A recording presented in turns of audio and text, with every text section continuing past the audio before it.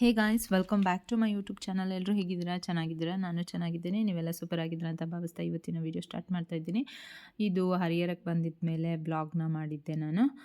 And last ಸ್ಯಾಟರ್ಡೇನೇ ಬಂದಿದ್ವಿ ನಾವು ಊರಿಗೆ ಬಂದಮೇಲೆ ಪಾಪಗೆ ಹುಷಾರಿರಲಿಲ್ಲ. ಸೊ ಜ್ವರ, ಶೀತ ಎಲ್ಲ ಬಂದಿತ್ತು, ಹಾಗಾಗಿ ವಿಡಿಯೋ ಮಾಡಿರಲಿಲ್ಲ. ಆಲ್ಮೋಸ್ಟ್ 15 ಡೇಸ್ ಆದಮೇಲೆ ಬ್ಲಾಗ್ ಮಾಡ್ತಾ ಇದ್ದೀನಿ. ಆ್ಯಂಡ್ ಇನ್ಸ್ಟೆಂಟಾಗಿ ದೋಸೆ ಇಡ್ಲಿ ಬ್ಯಾಟರ್ನ ತರಿಸಿದ್ದೆ ಫಾರ್ ದ ಫಸ್ಟ್ ಟೈಮ್ ಅಂತಲೇ ಹೇಳಬಹುದು. ಆ್ಯಂಡ್ ಇನ್ಸ್ಟೆಂಟ್ ಚಟ್ನಿ ಕೂಡ ತರಿಸಿದ್ದೆ, ಚಟ್ನಿ ಪೌಡರ್ ಕೂಡ ನಾನು ತರಿಸಿದ್ದೆ. ಹೇಗೆ ಬರುತ್ತೋ ಏನು ಅಂತ ಗೊತ್ತಿರಲಿಲ್ಲ.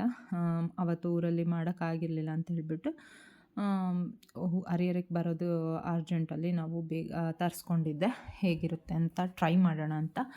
ಆ್ಯಂಡ್ ಚಟ್ನಿ ಹೇಳಬೇಕು ಅಂದರೆ ಅಷ್ಟಾಗಿ ಚೆನ್ನಾಗಿರಲಿಲ್ಲ. ಚಟ್ನಿ ತರಿಸೋದೇನು ವರ್ತ್ ಅನಿಸ್ಲಿಲ್ಲ. ಬಟ್ ಇಡ್ಲಿ ದೋಸೆ ಬ್ಯಾಟರ್ ಏನಿತ್ತಲ್ಲ ಅದು ಚೆನ್ನಾಗಿತ್ತು. ದೋಸೆ ಎಲ್ಲ ಕ್ರಿಸ್ಪಿಯಾಗಿ ತುಂಬ ಚೆನ್ನಾಗಿ ಬರುತ್ತೆ.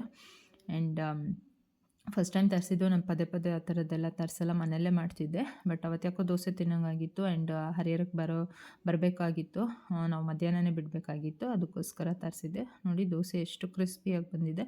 ಆ್ಯಂಡ್ ಚಟ್ನಿ ಚೆನ್ನಾಗಿರಲಿಲ್ಲ.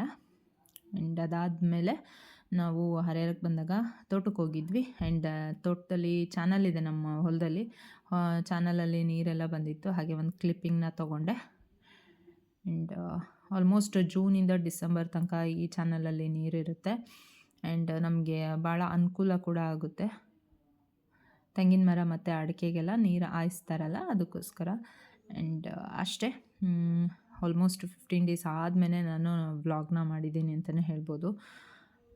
ಪಾಪು ಬಿಡ್ತಾನೆ ಇರಲಿಲ್ಲ ವ್ಲಾಗ್ ಮಾಡೋಣ ಅಂತ ನೋಡಿದರೆ, ಸೊ ಅದಕ್ಕೋಸ್ಕರ ವ್ಲಾಗ್ ಮಾಡಿರಲಿಲ್ಲ ನಾನು. ಆ್ಯಂಡ್ ತುಂಬ ದಿನ ಆದಮೇಲೆ ಹೊಲಕ್ಕೆ ಕೂಡ ಹೋಗಿದ್ವಿ. Thanks for watching.